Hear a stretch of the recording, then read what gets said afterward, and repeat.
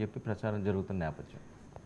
అంటే ఒక్క విషయం ఉంది, కొంతకాలంగా ఈ రెడ్ బుక్ కేసులు వీటి చుట్టే ఉండటము, డిఫెన్సు మనం కనుక చూస్తే ఒక నెల కిందట ఓ పేరుని నానైనా బట్రాంబాబు అయినా ఇంకోటి ఈ విషయాల్లోనే ఉండేది మొత్తం చర్చ ఇదంతా. ఇప్పుడు ఆ వల్లభనేని వంశీ కోర్టుల చుట్టూ తిరుగుతున్నాడు, పోసాని కృష్ణమూర్తికి ఇంకా కొనసాగింపు ఉంది. ఇప్పుడు అవి జరుగుతున్నా కానీ వాళ్ళు కూడా నిలదొక్కుని మళ్ళీ ఎలా మనం అనే వైపు ఆలోచించడం ఒకటి జరుగుతుంది. మీరు చూస్తే ఈరోజు వాళ్ళు కూడా కౌంటర్ కేసు పెట్టారు జగన్ మీద, భారతి మీద కలిపి ఒక ఫోటోలు మార్ఫింగ్ చేసి అనేకం చేశారు. మేము కంప్లైంట్ చేస్తే కంప్లైంట్ తీసుకోవడం లేదు పోలీస్ స్టేషను అని చెప్పి వాళ్ళ సోషల్ మీడియా వాళ్ళు వచ్చి మాట్లాడుతున్నారు.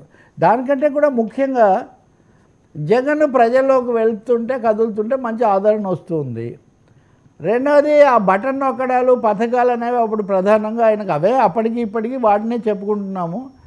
కానీ ఈ కూటమి ప్రభుత్వంలో ప్రధానంగా ఈ రెడ్ బుక్ అందరి అంత చూడడము, కేసులు పెట్టడం, ఇది ఇమేజ్ అనేది పాజిటివ్ ఇమేజా నెగిటివ్ ఇమేజా చూస్తే ఈ ఇమేజ్ ఎక్కువ అవుతుంది. కేసుల ఇమేజ్, రెడ్ బుక్ ఇమేజ్, దీన్ని కావాలని ప్రచారం చేస్తున్నారు అది తెలియదు. కానీ జగన్ ఇంకోటేమో వాళ్ళు కొన్ని సర్వేలు ఐపాక్ టీంని కూడా మళ్ళీ తెచ్చారు, ఇట్లాంటివన్నీ కూడా చెప్తున్నారు కదా.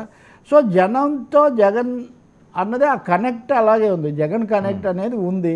దాన్ని జగన్ జాగ్రత్తగా చేసుకుంటే మటుకు బయటపడే అవకాశం ఉంది వాళ్ళకు. అంటే ఆల్ ఈజ్ నాట్ లాస్ట్ అంటారే, అంతా అయిపోయింది అన్న నైరాశ్యం నుంచి మటుకు జగన్ జాగ్రత్తగా ఉంటే భవిష్యత్తు లేదా అవకాశం ఉంటుంది అనే కొంత జోష్.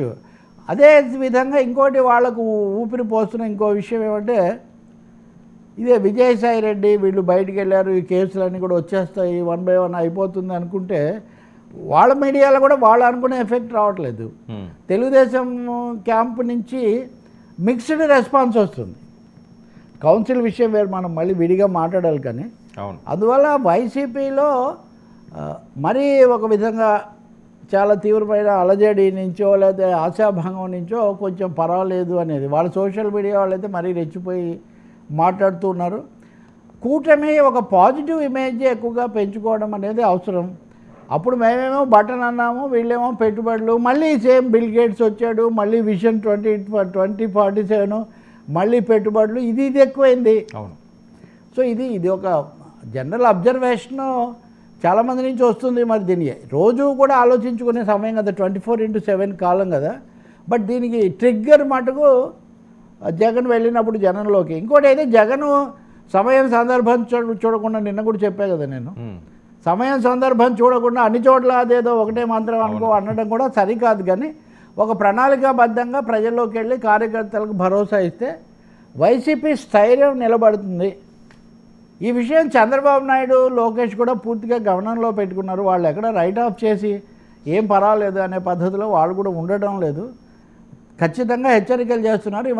ఆ మధ్య చంద్రబాబు వైసీపీ వాళ్ళతో ఏమాత్రం సంబంధాలు పెట్టుకున్నా నేను ఊరుకోను అని 1-2 సార్లు మనం కొన్ని విమర్శలు చేసిన తర్వాత ఆయన ఏమన్నా నేను పార్టీ వాళ్ళకి చెప్పాను కానీ అధికారులకు చెప్పడం లేదు.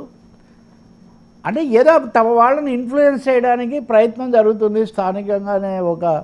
అంటే చంద్రబాబు కూడా అలాంటి వార్నింగ్ ఇస్తున్నారు అంటే వైసీపీ మూడ్ అనేది కాపాడుకుంటున్నారు, కొంచెం నెమ్మదిగా పెంచుకుంటున్నారు అనేది ఒకటి కనిపిస్తుంది. కానీ వీటి అన్నిటికీ కీలకం ప్రజల్లోకి వెళ్ళటం, సమస్యలు ఉండటం కూడా, తప్పులు కూడా కొన్ని గుర్తించటం కూడా.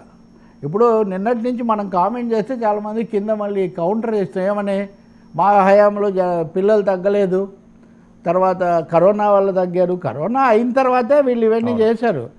కాబట్టి జీవో నెంబర్ 117 అనేది విద్యా వ్యవస్థను పాడు చేసిందండి. దాని గురించి కూడా కొంచెం పునరాలోచన కూడా చేసుకుంటే, కొంచెం దిద్దుబాటు చర్యలు జగన్ తీసుకుంటే పార్టీ బతుకుతుంది. అది నడుస్తుంటే